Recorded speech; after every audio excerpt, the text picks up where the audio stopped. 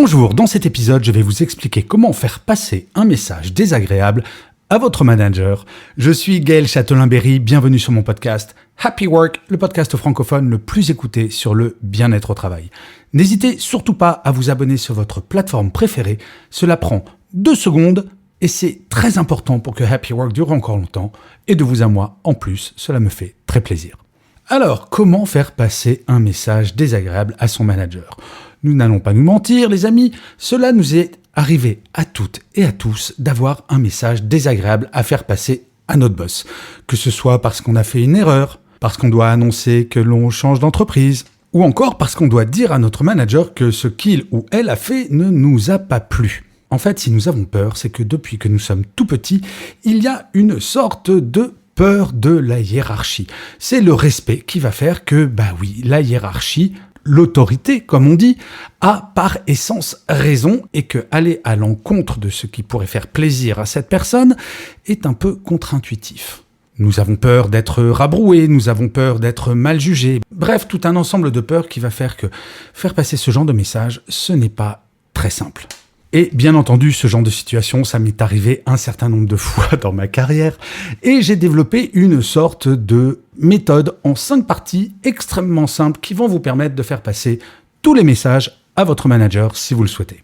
La première étape, c'est de relativiser.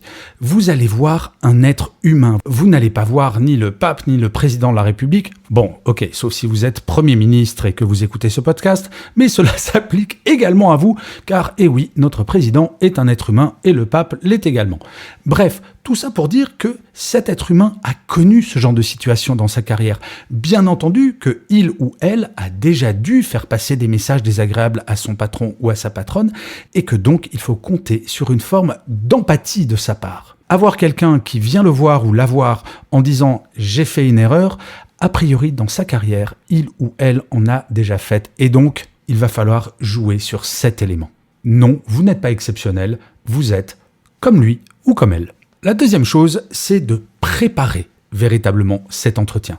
Non, il ne s'agit pas d'arriver les mains dans les poches, hyper tranquille, pour dire « Hey, boss, j'ai quelque chose à te dire, j'ai fait une boulette ». Là, la personne risque de mal le prendre car c'est trop désinvolte. Le niveau de hiérarchie n'impose pas d'être parfait, il impose une certaine forme de professionnalisme. C'est très différent d'arriver complètement à l'improviste en disant « Oups, j'ai fait une boulette » que de prendre un rendez-vous formel, en tête-à-tête, en préparant véritablement. Alors, préparer, qu'est-ce que cela veut dire ? Eh bien, ça va dépendre de ce que vous avez à annoncer. Si c'est une erreur que vous avez à annoncer, il faut présenter l'erreur, mais présenter 2 ou 3 solutions pour corriger cette erreur. Il ne s'agit pas d'apporter un problème additionnel, mais d'apporter, si ce n'est des solutions, des pistes pour que il ou elle puisse avancer par la suite. Quelle que soit la nouvelle que vous avez à annoncer, il ne faut pas que ça soit une sorte de cul-de-sac, mais au contraire, un passage, une bifurcation, quelque chose qui va aller ailleurs. Certes, pas à l'endroit où votre manager l'avait prévu, mais pas dans un endroit totalement inconnu, ni un endroit dangereux. La troisième chose, c'est de, bien entendu, faire un rendez-vous formel. Pour annoncer une nouvelle importante, il ne s'agit pas de le faire au détour de la machine à café. Il ne s'agit pas de le faire à l'improviste, mais bien pour montrer que c'est un sujet important, prendre un rendez-vous. Si votre manager vous demande « de quoi tu veux me parler ?», ne donnez pas tout le sujet, dites juste « c'est un sujet vraiment important dont j'ai besoin de parler et il nous faut 1 demi-heure en tête-à-tête parce que je veux vraiment échanger avec toi ». Le côté formel, ce n'est pas pour rajouter de la dramaturgie, mais c'est juste pour montrer que vous avez conscience de l'importance du sujet. Quand j'étais manager, je vous assure que parfois j'étais assez surpris du côté désinvolte de certains collaborateurs ou collaboratrices qui m'annonçaient des catastrophes, comme si finalement rien ne s'était passé, comme si ce n'était pas très grave. Dans l'absolu, il n'y avait pas mort d'homme généralement, mais c'est vrai qu'on attend des membres de l'équipe d'être responsables, de comprendre à quel point tout ce qu'ils ou elles vont faire va avoir un impact sur l'ensemble de l'équipe et sur moi en tant que manager. Prendre un rendez-vous formel en tête-à-tête, cela montre que la personne a conscience de cela. Le 4e point, c'est d'être le plus factuel possible. Il ne faut pas se lancer dans des grandes déclarations émotionnelles, mais au contraire d'amener des solutions, d'amener des faits.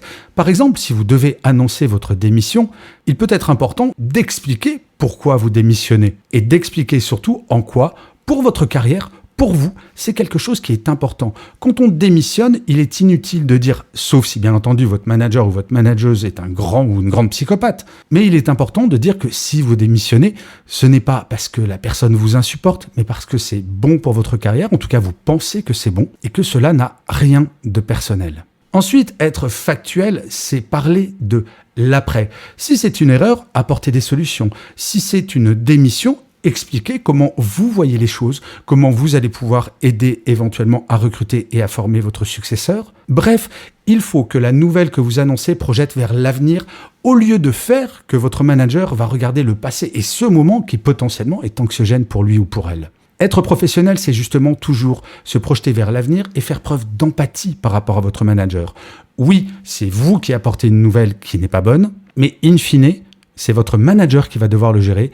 Et si vous voulez que cela se passe bien, il faut que vous montriez que vous êtes solidaire de cela. Et enfin, le 5e et dernier point que parfois les collaborateurs et collaboratrices oublient, une fois que la réunion s'est finie et que cela s'est bien passé parce que vous avez suivi toutes les étapes, il est très important de faire un tout petit mail de moins de 10 lignes pour remercier de l'attention portée à votre sujet par votre manager et faire un très rapide résumé de ce qui s'est dit.